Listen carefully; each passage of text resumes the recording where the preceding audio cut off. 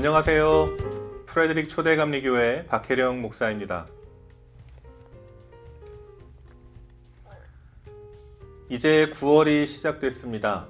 그리고 가을도 조금씩 다가오는 느낌이 듭니다. 여러분들 건강 잘 챙기시면서 신앙생활 하시기를 기도합니다. 온라인으로 뵙는 여러분들을 어떻게 섬길 수 있을까 생각을 하다가 매주 한 번씩 짧은 찬양과 묵상을 나누면 좋겠다 하는 생각을 했습니다. 그래서 매주 월요일마다 한 주 한 주라는 이름으로 유튜브에 업로드를 할 예정입니다. 이번 한 주도 한 주님과 함께 승리하시기를 바라는 마음으로 제작을 합니다. 프레드릭 지역에 거주하시는 분들을 위해서는 H마트에 찬양 악보와 가사를 비치해 두도록 하겠습니다. 보시면서 많은 은혜 받으시기를 바랍니다.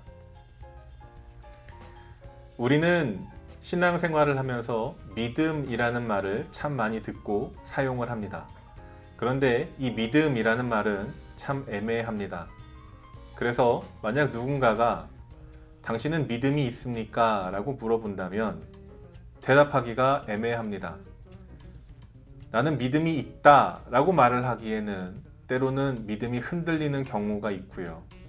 그렇다고 믿음이 없다고 말을 하기에는 매주마다 주님을 의지하며 살아가는 나의 모습이 있거든요.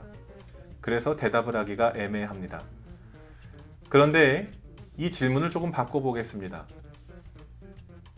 여러분은 믿음이 얼만큼 있으십니까? 그러면 사람마다 답이 다 다르겠죠. 100점 만점에 어떤 사람은 10점, 어떤 사람은 50점, 어떤 사람은 90점을 맞을 수도 있습니다.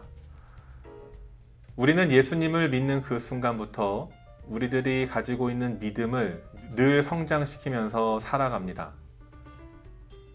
그렇기 때문에 우리들의 믿음은 100 아니면 0이 아니라 1부터 100 사이 어딘가에 있는 것이지요.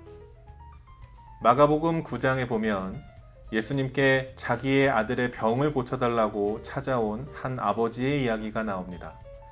이 아버지가 예수님께 간청을 하지요. 하실 수만 있거든 우리를 좀 도와주세요. 그때 예수님께서 대답을 하십니다. 할 수 있거든이 무슨 말이냐? 믿는 자에게는 능치 못할 일이 없느니라. 근데 그때 이 아버지가 예수님께 어떻게 대답을 하느냐?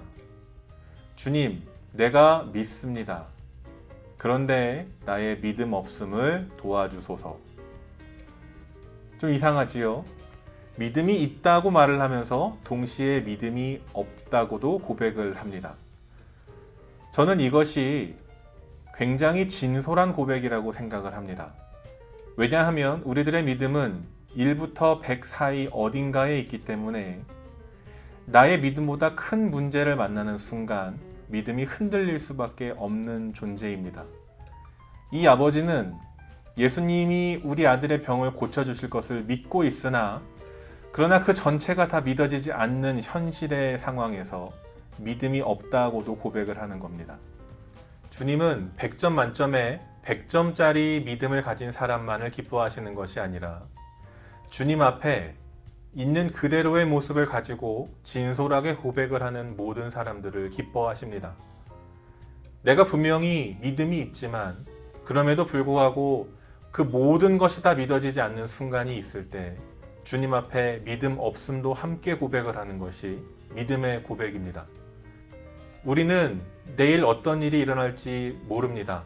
그렇기 때문에 주님께 내일을 의탁하면서 기도를 합니다. 그러나 또 한편으로는 그 모든 것이 나의 마음을 안정시키지 못하기 때문에 내일 일이 두려워서 주님께 고백을 하기도 합니다. 이 모든 고백이 주님 앞에 믿음의 고백입니다. 이번 한 주도 믿음으로 살아가시는 여러분들 되시기를 진심으로 소망합니다. 믿음으로 살아가다가 나의 믿음보다 더 큰 문제를 만나서 나의 믿음이 흔들릴 때 그것조차도 주님 앞에 믿음으로 고백을 하는 저와 여러분들이 되시기를 주님의 이름으로 축원합니다. 이번 한 주도 한 주님과 함께 승리하시기를 소망합니다.